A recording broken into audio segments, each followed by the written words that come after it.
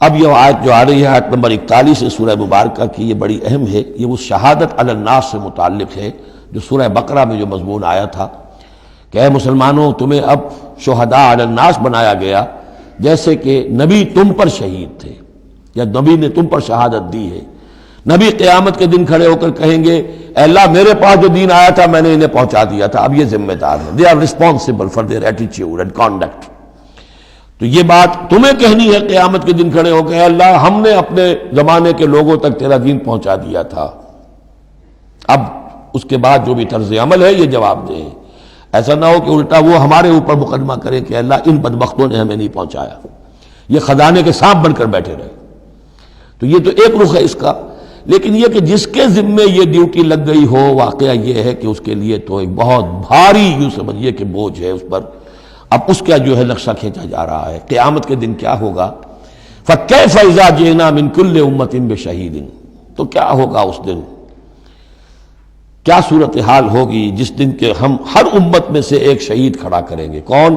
ان کا نبی اور رسول جس نے ان کو دعوت پہنچا دی. وَجِئْنَا بِكَ عَلَىٰ هَٰؤُلَاءِ شَهِيدًا، اور اے نبی آپ کو ہم لائیں گے ان پر گواہ بنا کر.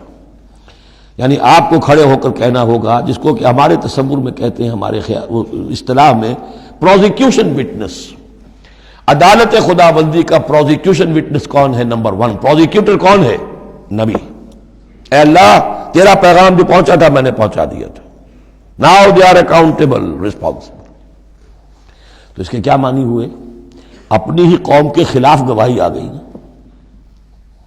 علا کا لفظ یہاں بھی نوٹ کر لیجیے، علی ہؤلاء شہیدا. علی ہمیشہ مخالفت کے لیے آتا ہے.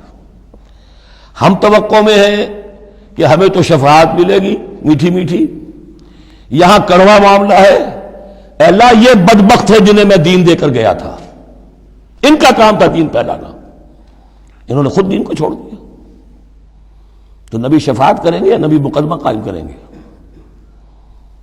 وقال الرسول یا رب ان قوم اتخذوا هذا القرآن مہجورا، اور کہیں گے رسول کہ اللہ میری اس قوم نے قرآن کو ترک کر دیا تھا. اس آیت کے بارے میں ایک واقعہ بھی ہے کہ ایک مرتبہ حضور صلی اللہ علیہ وسلم نے حضرت عبداللہ ابن مسعود سے کہا کہ مجھے قرآن سناؤ. انہوں نے عرض کیا حضور آپ کو سناؤں؟ آپ پر تو نازل ہوا ہے. فرمایا ہاں لیکن مجھے کسی دوسرے سے سن کر کچھ اور حظ حاصل ہوتا ہے، لطف آتا ہے.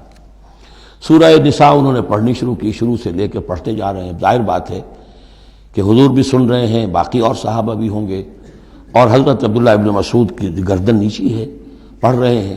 جب اس آیت پر پہنچے فَكَيْفَ إِذَا جِئْنَا مِن كُلِّ أُمَّةٍ بِشَهِيدٍ وَجِئْنَا بِكَ عَلَىٰ هَٰؤُلَاءِ شَهِيدًا. تو حضور نے فرمایا حسبک حسبک، بس کرو بس کرو. اور عبداللہ ابن مسعود نے سر اٹھا کر دیکھا تو حضور کی آنکھوں سے آنسوؤں کی لڑیاں چل رہی تھیں. اپنی قوم کے خلاف مجھے گواہی دینی ہوگی. وَجِئْنَا بِكَ عَلَىٰ هَٰؤُلَاءِ شَهِيدًا.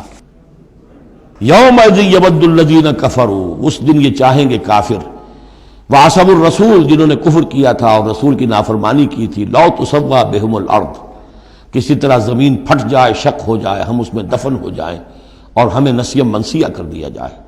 وَلَا يَكْتُمُونَ اللَّهَ حَدِيثًا، اللہ سے وہ کوئی بات چھپا نہیں سکیں گے.